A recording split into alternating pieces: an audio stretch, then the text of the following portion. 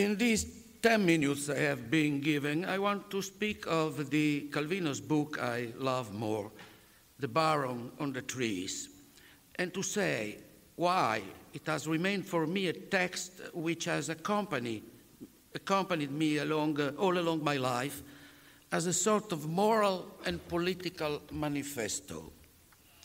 I understand that it can sound curious to speak of a moral and political lesson for a book that, when published, made many engaged Italian intellectuals to complain for the fact that with it Calvino was showing that the Visconte di Mezzato of 6 years before didn't represent a sort of parenthesis in the work of a narrator characterized by a realistic vein. With this new novel, Calvino was abandoning the path to the spider's nest and moving definitely towards the poetics of the fantastic, surfing through new possible worlds, cosmic galaxies, invisible cities, Zenonian astral trajectories. One cannot imagine today how much the official Italian left felt upset by The Baron on the Trees. But it would be sufficient to remember how in the same decade, the simple fact that Luchino Visconti was a communist intellectual and dared to tell with things, so not a worker story, but the romantic and decadent passions of two lovers of the 19th century, was practically excommunicated by the guardian of so-called socialist realism. I won't tell you why, for a young man of 25, as I was when reading The Baron in 1957, this book had such a devastating impact on my notions of political engagement as well as of the social role of intellectuals. It goes without saying that the book delighted me as a stupendous work of literature, making me to dream of those enchanted woods of Ambrosia sloping down towards the sea. And few days ago I have reread for the novel, and I have felt the same impression of felicity captured once more by the spell of a transparent language through which, and not in spite of which, I felt myself in a quasi-physical way climbing from branch to branch with Cosimo and becoming successively a golden oriole, a squirrel, a wild cat, a sparrow, or even a cherry or an olive leaf. The language of the Baron is crystal-like, and Calvino, in 6 memos, said that the crystal, with its precise faceting and its ability to refract light, was his model of perfection that he had always cherished as an emblem. But in 1957, my reaction was more than aesthetic, philosophical, which should not amaze anyone, since I was reading not a fairy tale, as many considered it, but a great conte philosophique.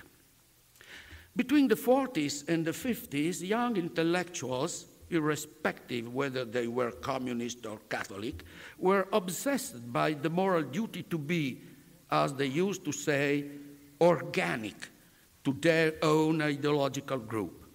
Really, one felt blackmailed by a general call for the duty of being militant and using one's intellectual power in order to fight against the ideological enemies. Only 2 voices were heard against such a conception of the role of intellectuals.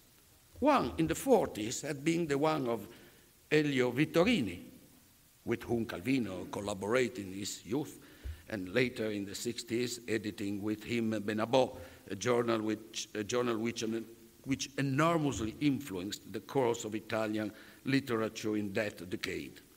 Vittorini said in 1947 that intellectuals mustn't play the flute for the revolution. He meant that they must not be press agents of their political group, but rather its critical consciousness. Vittorini belonged at that time to the Communist Party and published a rather independent and short-lived journal, Il Politecnico. Obviously, he was considered a traitor of the working class. Il Politecnico died, and the appeal of Vittorino remained for a long time unheard. In 1955, we, my generation, I mean, were fascinated by a book on political philosophy, Politica e Cultura by Norberto Bobbio, who designed in more rigorous terms the profile of an intellectual who makes his or her own intellectual duty by searching a truth which cannot be identified with the ideological truth of his or her group. But Vittorini launched only a slogan, and Bobbio developed a severe philosophical argument. Too little or too much to produce an epiphany. This was done by the Baron on the Trees, which had the persuasive power of a parable, the deep appeal of a myth, the charm of a fairy tale, the gentle force of poetry. Calvino has deleted from his manuscripts certain moralizing paragraphs which could have made his lesson too much intrusive. Cosimo Piovasco di Rondeau doesn't teach nothing, at least to the readers. He simply embodies an example. Only twice the novel suggests its possible moral interpretation. The first time in chapter 20, when it is told that Cosimo maintained that if one wants to watch the earth in the right way, one ought to keep a necessary distance from it. Which reminds me of a remark from Six Memos for the next millennium, chapter 1. Perseus' strength always lies in a refusal to look directly, but not in the refusal of the reality in which he is fated to live.